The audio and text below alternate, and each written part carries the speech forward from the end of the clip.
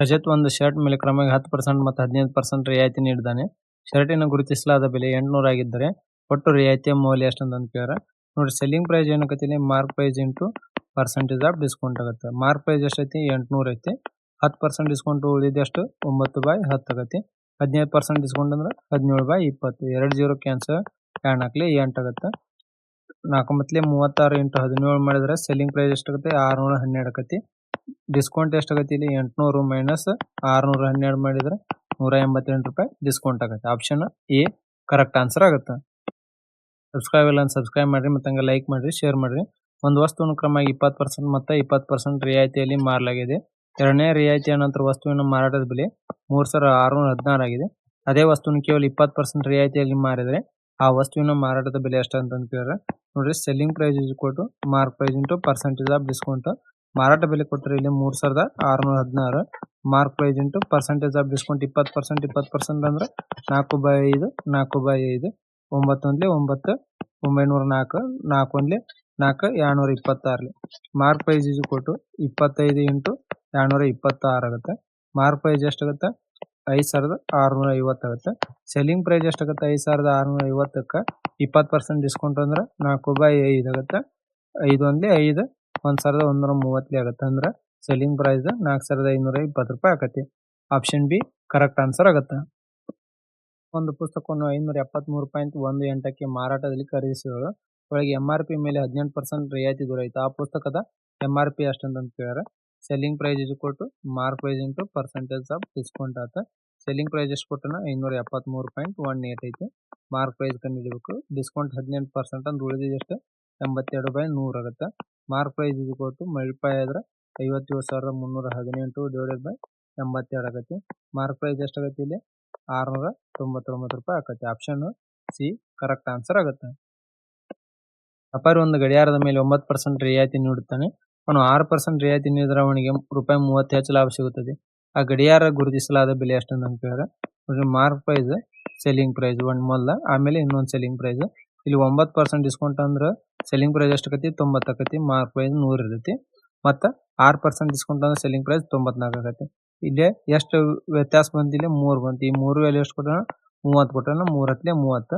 Mark price ಎಷ್ಟೈತಿ 100 ಐತಿ. 100 × 10 ಮಾಡಿದ್ರೆ ಮಾರ್ಕ್ ಪ್ರೈಸ್ 1000 ಆಗುತ್ತೆ. ಆಪ್ಷನ್ ಎ ಕರೆಕ್ಟ್ ಆನ್ಸರ್ ಆಗುತ್ತೆ. ಟ್ರೆಸರ್ ಮತ್ತು ಜಾಕೆಟ್ನ ಗುರುತಿಸಲಾದ ಬೆಲೆಗಳ ಅನುಪಾತ 1:3 ಆಗೈತಿ. ಅಂಗಡಿಯವರು ಟ್ರೆಸರ್ ಮೇಲೆ 20% ರಿಯಾಯಿತಿ ನೀಡುತ್ತಾರೆ. ಎರಡನ್ನೂ ಸೇರಿಸಿ ಒಟ್ಟು ರಿಯಾಯಿತಿ 30% ಆಗಿದ್ರೆ ಜಾಕೆಟ್ನ ಮೇಲೆ ನೀಡಿದ ರಿಯಾಯಿತಿ ಶೇಕಡಾವಾರು ಎಷ್ಟು ಅಂತ ಕೇಳಿದ್ರೆ ನೋಡಿ, ಟ್ರೆಸರ್ ಜಾಕೆಟ್ ಮಾರ್ಕ್ ಪ್ರೈಸ್ 2 ಐತಿ, 1:3 ಐತಿ. ನಾವು ಎರಡನ್ನೂ 100:300 ಮಾಡ್ತೀನಿ.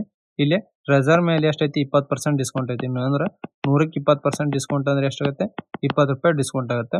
ಟೋಟಲ್ ಎರಡು ಸೇರಿ 30% ಡಿಸ್ಕೌಂಟ್ ಐತಿ. ಅಂದ್ರೆ 100 + 300 400ಕ್ಕೆ 30% ಡಿಸ್ಕೌಂಟ್ ಅಂದ್ರೆ ಎಷ್ಟಾಗುತ್ತೆ 120 ರೂಪಾಯಿ ಟೋಟಲ್ ಡಿಸ್ಕೌಂಟ್ ಆಕತಿ. ಇಲ್ಲಿ ಮೊದಲಕ್ಕೆ ಟ್ರೆಸರ್ ಮೇಲೆ 20 ರೂಪಾಯಿ ಡಿಸ್ಕೌಂಟ್ ಆಗೈತಿ. ಉಳಿದಿದ್ದು ಎಷ್ಟು 100.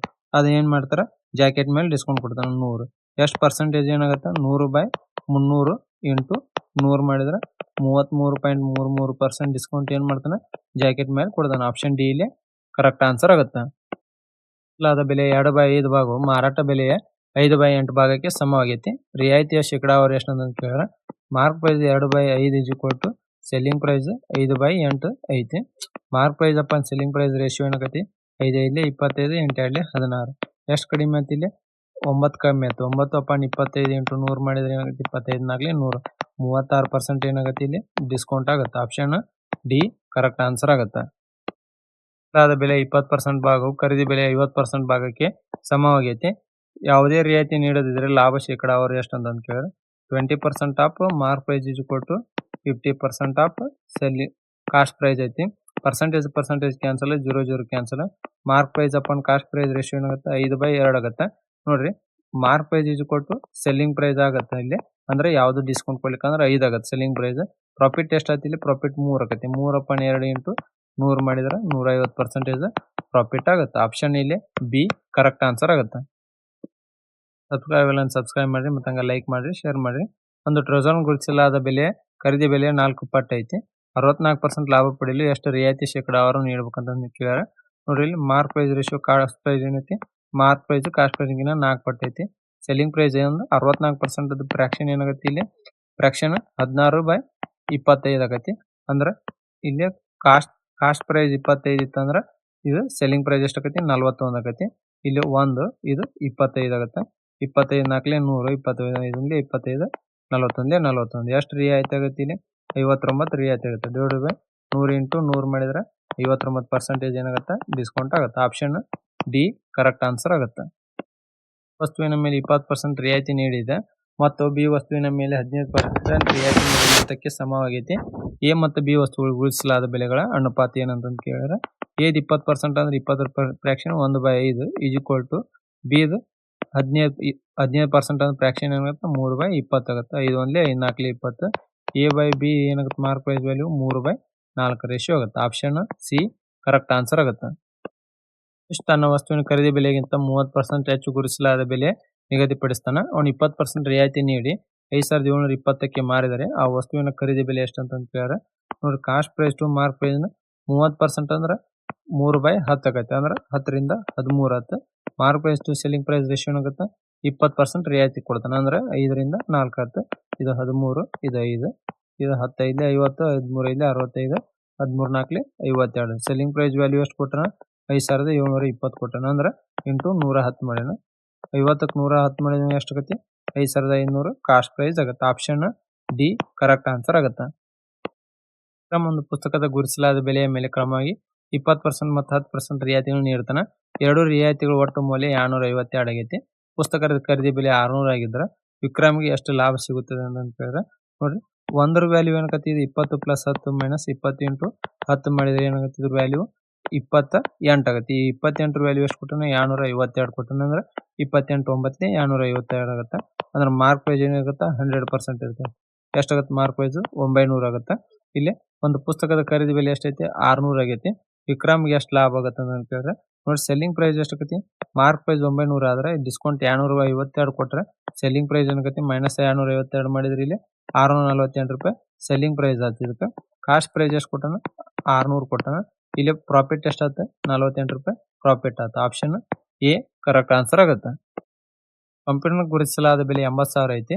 ಎರಡು ಕ್ರಮಬದ್ಧ ರಿಯಾಯಿತಿಗಳ ನಂತರ ಅದು 65,280ಕ್ಕೆ ಮಾರಾಟವಾಗಿದೆ. ಅವುಗಳಲ್ಲಿ ಒಂದು 15% ರಿಯಾಯಿತಿ ಆಗಿದ್ದರೆ ಇನ್ನೊಂದು ರಿಯಾಯಿತಿ ಶೇಕಡಾವಾರು ಎಷ್ಟಂತ ಕೇಳಿದ್ರೆ ನೋಡಿ, selling price equal to mark price into percentage of discount. Selling price ಎಷ್ಟೈತಿ 65,285 ಈಸ್ ಈಕ್ವಲ್ ಟು 80,000 ಇಂಟು 15% ರಿಯಾಯಿತಿ ಅಂದ್ರೆ ಎಷ್ಟಾಗತ್ತೆ ಇದು 17/20 ಆಗುತ್ತೆ.